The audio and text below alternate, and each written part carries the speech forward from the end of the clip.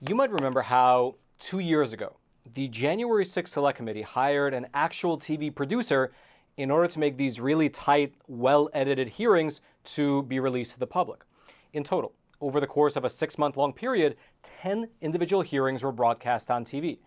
And one of the most unexpected and salacious things to come out of these hearings was the testimony of this woman right here, Ms. Cassidy Hutchinson. At the tail end of the Trump administration, Cassidy served as a top aide to Mr. Mark Meadows, the White House Chief of Staff. And during Ms. Cassidy's testimony, which just for reference took up the entirety of hearing number 6, she made some rather shocking and salacious claims about what President Trump did in his car on January 6th. Here's a short snippet from her 2-hour-long hearing, and just for reference, when she says Bobby, she's referring to Mr. Robert Engel, Trump's lead Secret Service agent. Take a listen. Tony proceeded to tell me that when the president got in the Beast, he was under the impression from Mr. Meadows that the off-the-record movement to the Capitol was still possible and likely to happen, but that Bobby had more information. So once the president had gotten into the vehicle with Bobby, he thought that they were going up to the Capitol, and when Bobby had relayed to him, we don't have the assets to do it, it's not secure, we're going back to the West Wing, the president had very strong, a very angry response to that. Tony described him as being irate. The president said something to the effect of, "I'm the effing president, take me up to the Capitol now." To which Bobby responded, "Sir, we have to go back to the West Wing." The president reached up towards the front of the vehicle to grab at the steering wheel.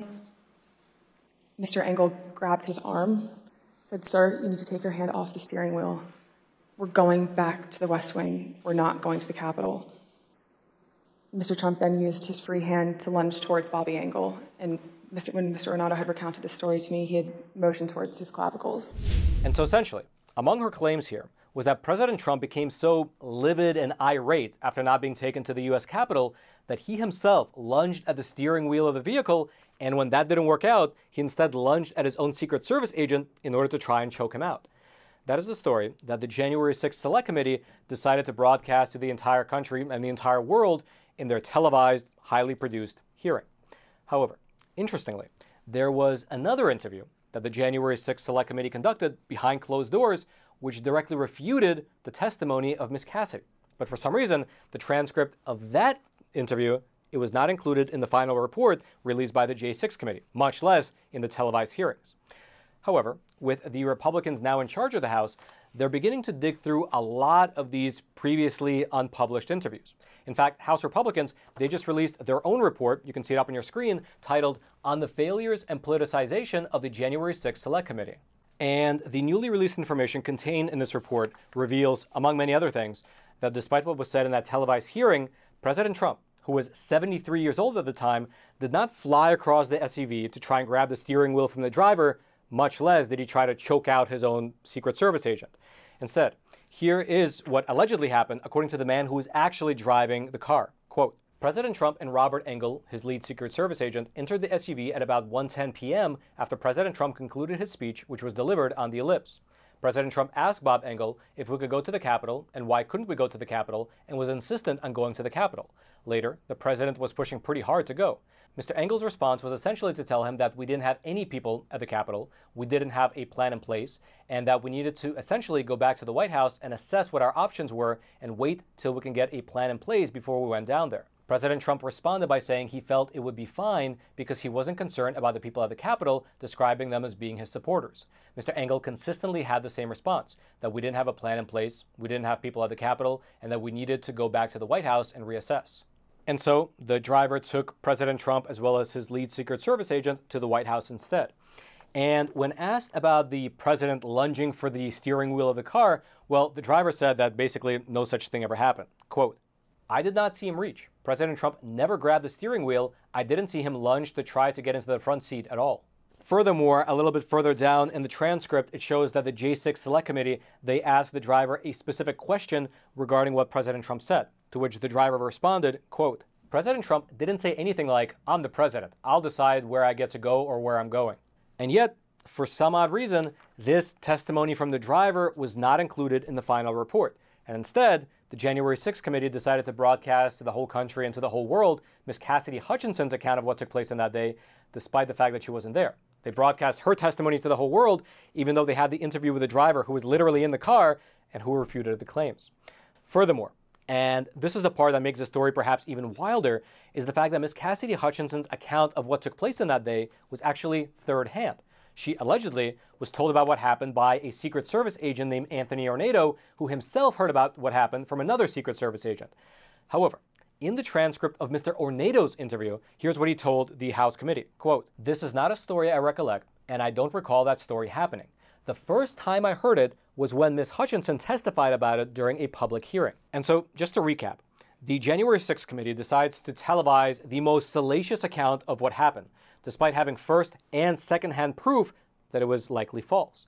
Here's, in fact, how the newly released House report, the one that's criticizing the J6 Select Committee and uncovering all these previously unreleased transcripts, here's how they describe the whole situation. Quote, "Despite the driver of the president's SUV testifying under oath that the Hutchinson story was false, the Select Committee chose to validate and promote Hutchinson's version of the story as fact. The Select Committee hid the driver's full testimony and only favorably mentioned his testimony in its final report. It did not release the full transcript." And frankly, it's exactly stories like these which I believe reveal the underlying reason for why people trust the government less and less. Because if the January 6th Select Committee, if they just gave people a full accounting of what happened on that particular day without trying to skew and shape the narrative, then I believe people across the political aisle would accept it. They could use the report to figure out the facts, they could use the report to figure out what happened, and then they could use it to make up their own minds as to what they believe. However, when you have things like this, of one narrative being propped up while contradictory evidence is brushed under the rug and suppressed, well, frankly, just calls into question every single other thing in the report. Makes it, unfortunately, unbelievable. If you'd like to go deeper into the story, I'll throw my reference notes down into the description box below this video if you're the type of person that likes to dig into the weeds. And I should mention is that same description box right below those like and subscribe buttons, both of which I hope you take a quick moment to smash so that this information can reach ever more people via the YouTube algorithm. All right, just to pause here for a super quick moment. Listen, it's obvious that the financial system is not looking too great. After being pumped up with trillions of virtually free government dollars for many, many years now, well, the stock bubble might actually burst in the near future. And in that process, unfortunately, it could take away the nest egg of anyone who happens to be exposed to it.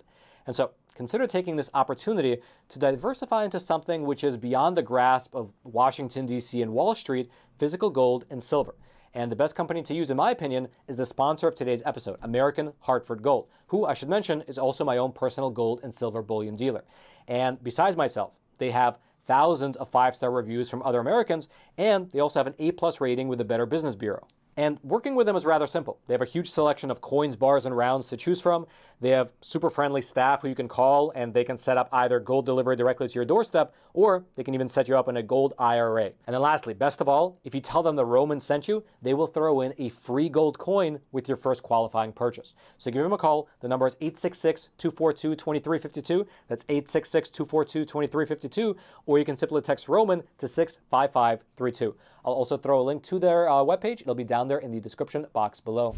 And then until next time, I'm your host, Roman from the Epoch Times. Stay informed. Most importantly, stay free.